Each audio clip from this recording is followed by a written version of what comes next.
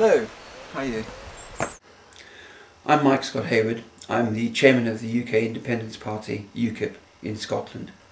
I was an army officer for very many years, born in South Africa, and I had to fight for my British passport, and I always admired Britain, which is why I ended up in the British Army at the end of the day.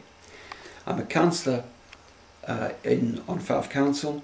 My ward is the East Nuke Landward, covering all the area between Ely and St Andrews.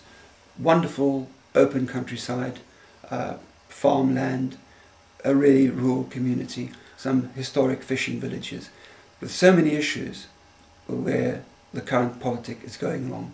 The fishing harbours destroyed by the common fisheries policy, and now the landscape facing threats from wind turbines, and of course farming in hock to the common agricultural policy as well.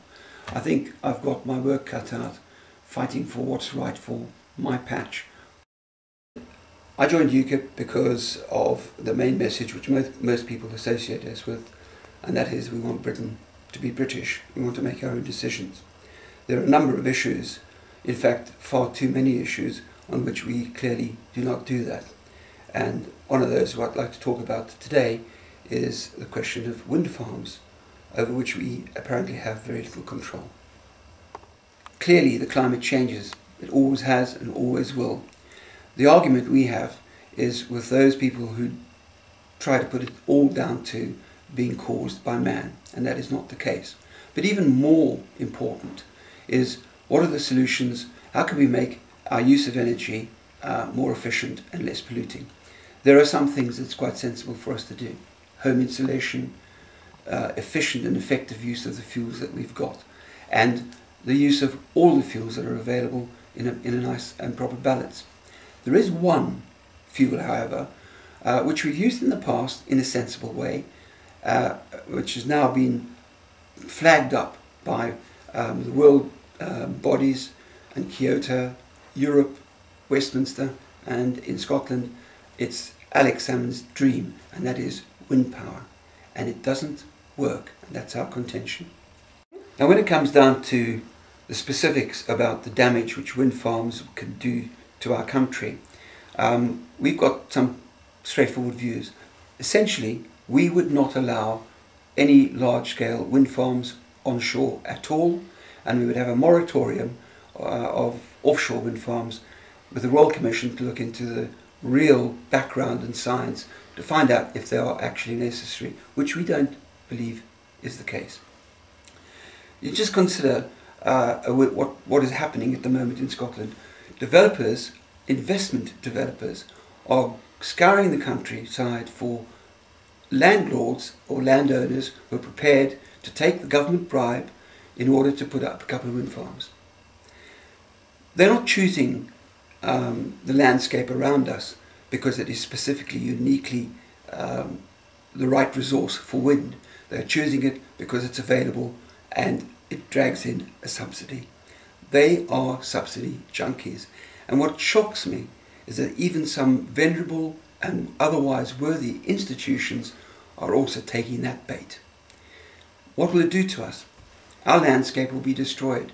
When you consider that a 100-meter turbine, which is about average for some of the bigger developments around here, is 3 times the height of St Rule's Tower, you can imagine what 5 or 6 of them will do around the countryside. I was born in South Africa and I'm very familiar with wind pumps. In fact, what's really interesting, a lot of them were actually built in Glasgow. Wind pumps pump water into reservoirs when the wind's blowing. The water is then available for irrigation. It makes proper use of the wind because it only operates and only needs to operate when the wind's blowing. Wind turbines, on the other hand, are meant to replace all our other forms of energy generation in Scotland. Just think about it. That means the wind should be blowing 100% of the time. They say it blows somewhere in Scotland all the time, but it has to blow across the whole of Scotland all of the time. And you know, and I know, that just doesn't make sense.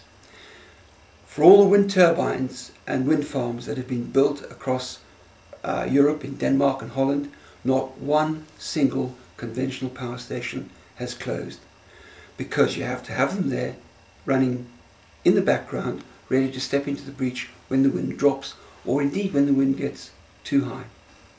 You will have seen dramatic pictures of a wind turbine being wrecked apart by high winds. There are lots of implications that we should all think about. There are issues about noise, and that affects you in your own home. If one of these turbines is quite close by, then you can and will suffer sleepless nights. It's not a planning consideration, perhaps it should be, but it is a real effect on your life. Your health is going to suffer. Shadow flicker can also cause a problem. There's another phenomena which people don't pick up, and that is syncopation, where the blades start turning in line with each other, and that causes a health issue. The landscape, the Scottish landscape is precious. It's what people come to Scotland for. Now, if you stand in the East Neuk and look across the River Forth, what you see on the hills to the south, a mess of little turbines like crazy pickup sticks. And that's going to happen right across the countryside. Is that really good for tourism? Is that good for you? Is that good for the Scottish landscape? No, of course it's not.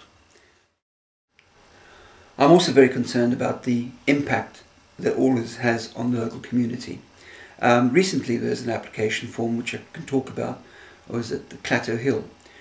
The turbine farms, 2 wind farms, were going to be in full view of a couple of villages, and they were the people who suffered the disbenefit of residential amenity, landscape, etc.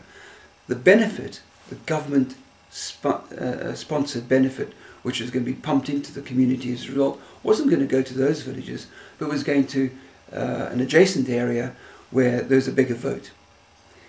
So you face the prospect that you take the damage, somebody else gets the benefit. None of this would happen if it wasn't for that government bribe coming through the renewable obligation certificates and the feed-in tariff. Communities are being divided. People who would otherwise object to these constructions in the countryside feel that they had best keep their mouths shut because they'll be seen to be anti-community, because they're not going to go along with community development trusts. And who are running these trusts? Have they had a proper consultation with all of the stakeholders? And the East Neuk, in a couple of cases now, where we've encouraged community councils to hold a proper survey with taking a ballot or getting a form returned, the balance has come out against the wind farms. In other words, the majority of people do not actually want their landscape destroyed for the sake of passing benefit. There is a very serious matter, a deficiency in local government now, which I think people are not fully aware of. In the past, as a councillor, I could speak out on any issue freely. I could make my views known about, let's say, something like a big supermarket development. And my constituents expected me to have an opinion, expected me to fight my corner or their corner, as the case may be. But today, under the continental rules, under codes of ethics handed to us by the Scottish Parliament, I am gagged. So is every other councillor on wind issues. If I was to mention any site specifically, no matter how important it is to my local community, then I would be excluded from taking a vote on that matter. That's not local democracy. We are losing the plot totally.